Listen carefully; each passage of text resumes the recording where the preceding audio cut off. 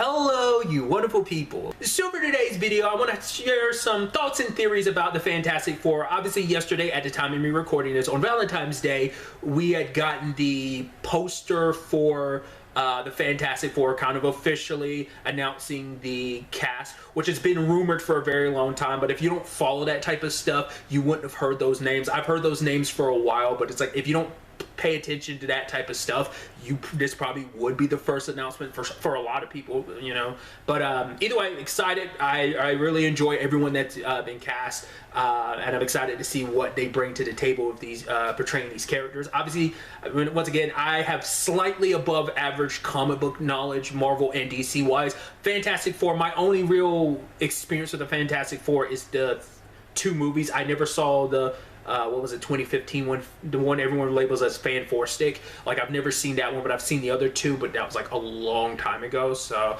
that's kind of my bare minimum entry to understanding the Fantastic Four, so I don't really know them that well. But either way, obviously, like, not a lot of people know anything about this movie, so it's a lot of theorizing all across the board. I guess when I originally saw the poster, I didn't think much of it, but a lot of people are leaning into it being this confirmation because there were murmurs and rumors that the Fantastic Four movie was going to be a period piece, and so with this particular poster, it kind of leads people in, oh, so it seems like it's a 60s movie. It's like, you know, but how do you connect that to the main timeline of the MCU? We'll get to that in a second.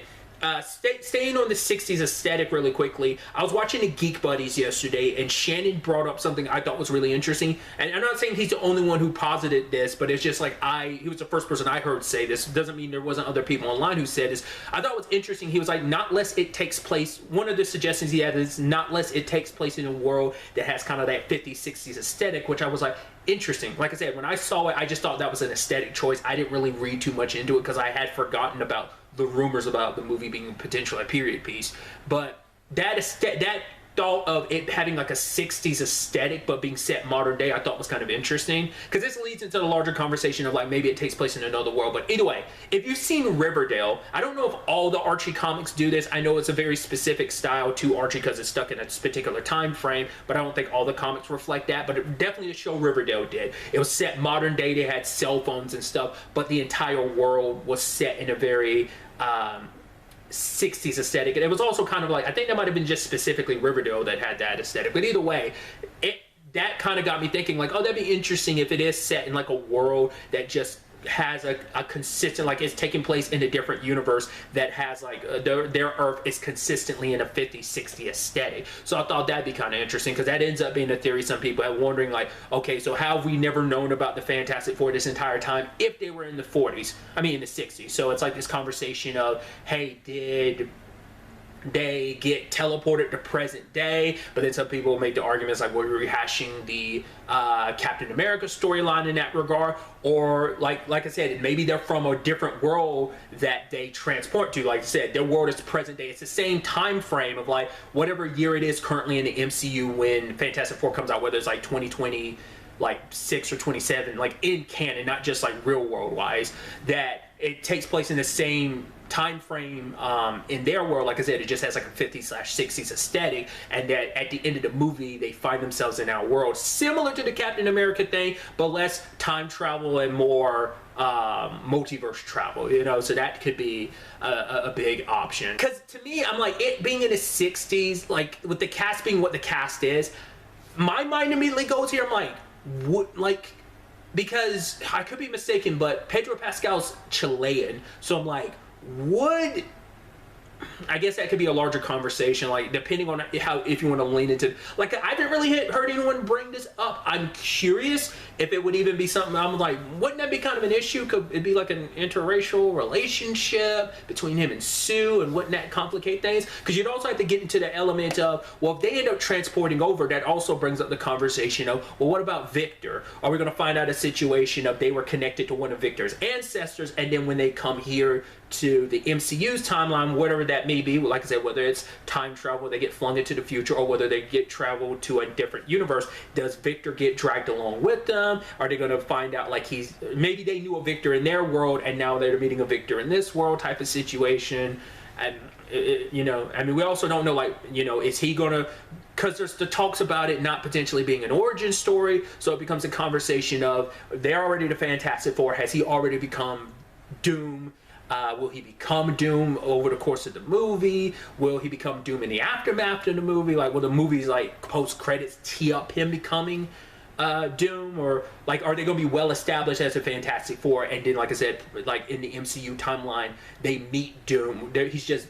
He's just Victor until he fully, like, over the course of his stories become Doom, because there's a whole conversation of, well, he's a part of the Secret Wars comics, so it's like he's going to be a crucial part of that. So do you need to get started on Doom immediately? Because a lot of people bring up the Thanos of it all, but it's like Thanos had one full appearance in the MCU, and that was Guardians Volume 1. And even then, like, every other appearance of him, whether it's at the end of Avengers, whether it was at the end of, I think, Age of Ultron, like, he had post-credit scenes. So, like, aside from, like, the one scene he was in Guardians Volume 1, like, prior to Infinity War, he popped up maybe 3 times. So that's why I think it's so interesting how people are like, oh, they slow played it. It's like, they kind of didn't really do much heavy lifting for Thanos, like, a little here, sure, but Infinity War did, like, the biggest heavy lifting on who Thanos is and his motivations. So that's what I think it's so interesting. So will we have a repeat in the same capacity? It's not going to be an origin story, so I am curious. Like, if you've seen Superman and Lois, I'm wondering if they're going to do a little bit of that, because I think would be a great way to kind of do, because I know some people are like, no, do an origin story and make it proper, but, like, it could open with, like, Superman and Lois. If you've seen Superman and Lois, basically you get, like, a 5-minute opening that, I'm probably butchering the number, but you get a decent amount of time to, like, really just go over, like, all right, this is our Superman, this is his story so far, and this is his circumstances. Does a similar thing. That could be how they kind of get around doing the origin story, and just make it like, hey, here they are, the Fantastic Four, they're out and about, they're heroes, they're celebrated, you know. There's conversations like that. There's also the theories and conversations about, does this tie into Deadpool and Wolverine in any shape or form? I mean, once again, like, what happens in that movie could have, like, it's probably going to be a self-contained thing of, like, it's Deadpool's story, but it will probably have greater ripple effects across the MCU, you know, tying in potentially to the incursions and stuff like that. We'll have to wait to see what Deadpool Wolverine fully is, to see what that might connect to in the long run to a Fantastic Four movie. There's also been rumblings, obviously some people, obviously you're saying, like, Doom isn't going to be, Doom most likely won't be the big bad of the Fantastic Four movie. Once again, I don't know enough about the Fantastic Four to throw out theories about villains. The villain name that's kind of been thrown out there is Galactus. Not that he'll be a one-and-done villain. Maybe he will be. Or maybe he's just going to be a background person, because there's been the conversations about, because there was a, you know, you take it with a grain of salt, the whole conversation online about people being upset about Silver Surfer being, like, gender swapped into a female Silver Surfer. That's a whole conversation. I don't know enough about Silver Surfer to really care. You know, it's like, could we see, like, Silver Surfer make a pop-up appearance being the herald of Galactus? Will Galactus kind of be in the background? Because we still don't fully know, like, who our main bad going forward it would be. Because obviously, like I said, Doom is set up to be a big part of Secret Wars, sure, but will, like, you know, we still don't, like I brought up previously, we don't know where the Kang of it lies, so we don't know if Kang is going to be replaced by someone else. Like, will Galactus fill that role? Will some other character fill that role?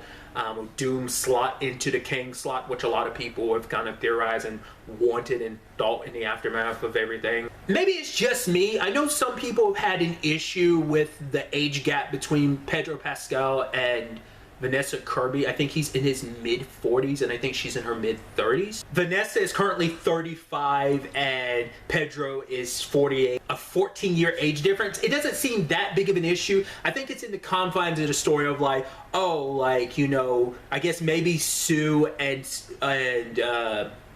Reed typically meet in college or whatever, and obviously being that big age gap, which I don't think it's that big of an age gap when we're talking about adults. I mean, we skew down ages, like, obviously that gap is massive, but when you're in your 30s or 40s, I don't think that gap is that big of a deal. I think there's plenty of people that have gaps that big, if not bigger. So I didn't read too much into that because I already knew, like, Vanessa Kirby was, like, in her mid-30s. But my argument could be like, well, he could already be, like, Reed could already be off on his own, well established. Like, we don't know how long in this movie they could make it so that him and Sue have not been together for a very long time. It could easily be a thing of maybe Sue and Victor were the contemporaries where they knew each other and maybe there was an on and off thing, or will they, won't they, but eventually she goes off and meets Reed, and then Victor meets Reed and is like, I don't like this guy, I've always been in love with Sue, because there's always been that love triangle storyline apparently in the comics. So that could be one approach to it, you know. It just really depends. Or it could be just like, hey, Reed's already established, he becomes, you know, a revered scientist, and then he eventually meets Sue and they start working together, or maybe him and Victor already are, you know, people who work together, and then eventually Sue comes into the picture. Like, this isn't a college thing, this is them as adults already fully established in their respective careers. It could be something of that nature. Like I said, it just depends on how long they want Sue and Reed to have been in each other's life. Like I said, I feel like by the time we get to the movie, you know, over the origin story or whatever, maybe it wasn't that long. Like I said, maybe they met in their more adult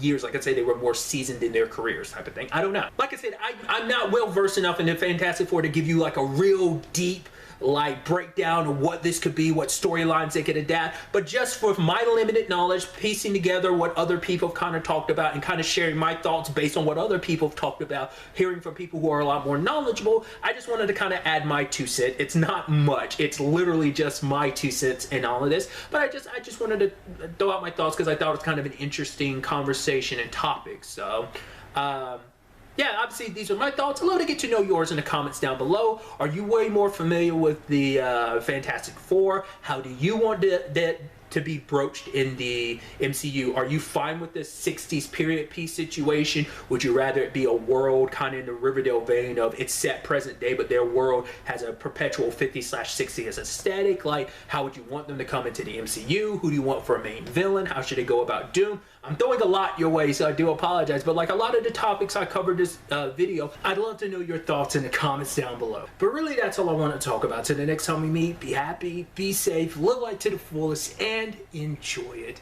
Good day and goodbye.